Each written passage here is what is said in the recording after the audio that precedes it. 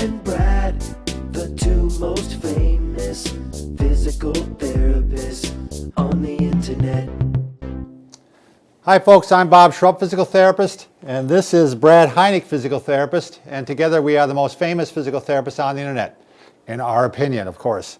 For those of you who are familiar with this channel, normally Brad and I do these videos together, but Brad was not able to make it today, so I'm going to forge ahead alone.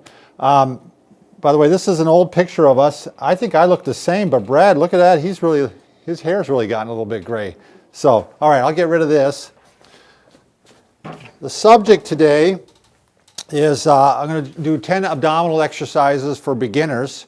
And then at the end, I'm going to show 3 abdominal exercises you should never do. They're really hard on your back. So these initial ones, for the most part, are easy on your back.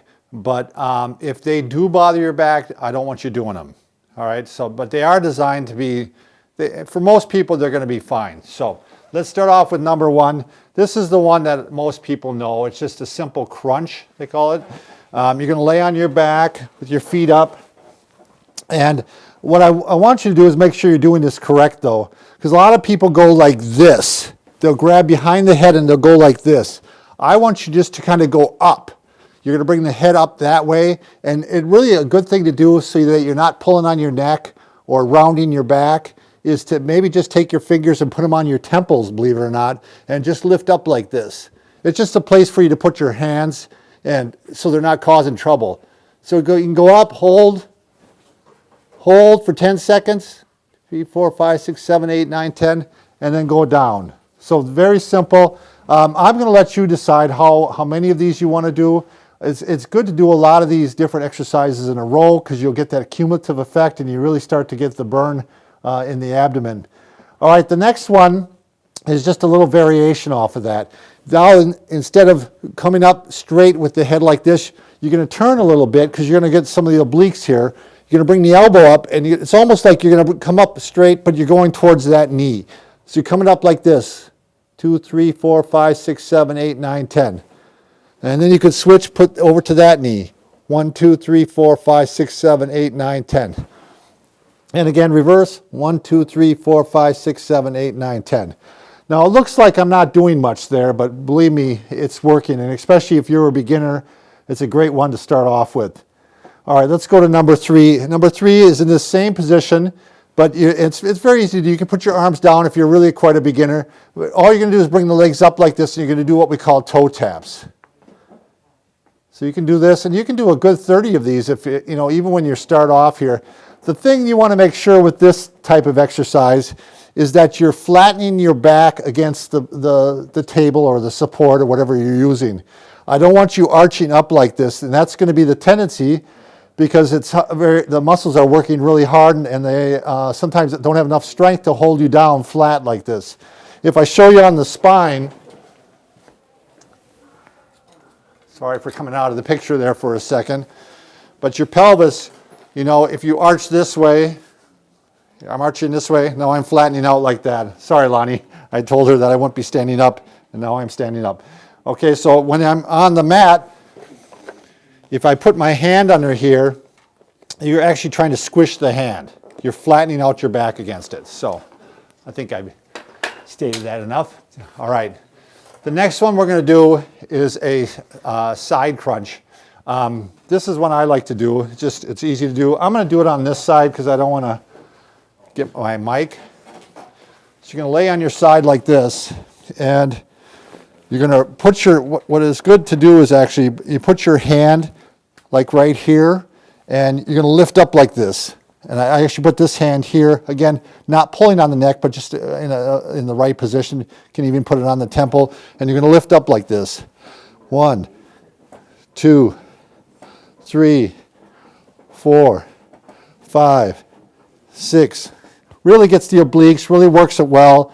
And it's not that hard to do. I mean, you can start off on a lower end here.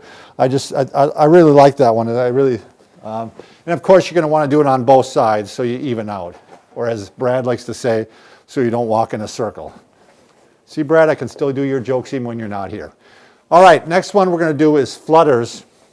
Now, I've noticed with these, I've been a little bit shocked that my hamstrings are tighter than I thought. I stretch my hamstrings every day, but I'm not able to do this with my legs completely straight for all the way up. It seems like they kind of bend a little bit. But what you can start with is with your hands even underneath your butt to make these a little easier. And what you're going to do is you're doing flutters like this. And if that's too hard, you can even go a little smaller range like this. But if you start to get better, you can put your hands back here, and that makes it a little bit harder yet. Again, length of these, I just count to 35 when I do these. I don't know why. It just seems like when I hit 35, I'm really starting to hurt, and that's usually when I stop. So those are flutters. Again, pick out the ones you like and do those, and eliminate the ones you don't like. That's just as simple as it can get. All right, the next one is what we call the dead bug. And what you're going to be doing is moving your arms like this, and then at the same time, you're moving your legs. So you're going like this. So you're getting a good core workout, and you're working the upper and lower abdominals, and you look silly, to be honest with you, on that one. But it actually is a good one to do. Again, I do like 35. I like to pick to the point where I just seem to start to really fatigue, and then I stop at that point. All right, here I'm going to flip over onto my stomach now for a couple here. All right, this one is again, I'm assuming that as a beginner, this is going to be a little more difficult for you, so you can just start off with a plank like this. And then to make it a little harder, if this starts to get too easy, you can actually go up to your feet, and you can actually go back and forth. And this actually is a little bit difficult, believe it or not. It's to me, it's harder than just doing a plank. Just holding like this. And it's a good alternative for someone who's a beginner, because they can start off with the knee and then go to the toes and then back and forth. All right, where am I at now? Oh, raise up to the sides. On this one, again, you're going to get on your knees, and you're on your side like this, and you're going to go ahead and just raise up like this. Now this one, interestingly enough, Brad has spondylolisthesis, and this one bothers him. He says any of the plank exercises bother him. But I think in most instances, people with back pain, this won't be a problem. And you really start to feel it right here on the obliques. Works out really well for that. And again, you're going to want to even things out. Trying to catch my breath here. I'm going to go to the other side. Okay. The next one, it's what we call mountain climbers. I'm going to do like a modified version of this. This is one that a lot of people, I mean, you can do it actually. I'm just going to do it like this. You're going to bend up your arms like this, and you're going to go ahead and bend forward like this. You can also do them like this. But again, I just like this is a little bit easier to do, and you can even do a few like these in a row, and you can get a little more of a burn that way. Am I staying straight, Lonnie? Okay. Felt like I was getting a little crooked there. All right, the last one, this one isn't that difficult either. You're just going to get yourself in this position here, and you can just go ahead and do some leg lifts like this. A good one for working on the core, and yet you're getting some lower abdominal work out there too. All right, so those are the 10. Now let's discuss the ones that you should never do. And as much as this information is out there, I still see people doing this. In fact, I was watching a video of somebody else doing abdominal exercises, and she actually had recommended one of these, and I was really shocked. So, whew. All right, the 3. First one is, I never want you doing full sit-ups.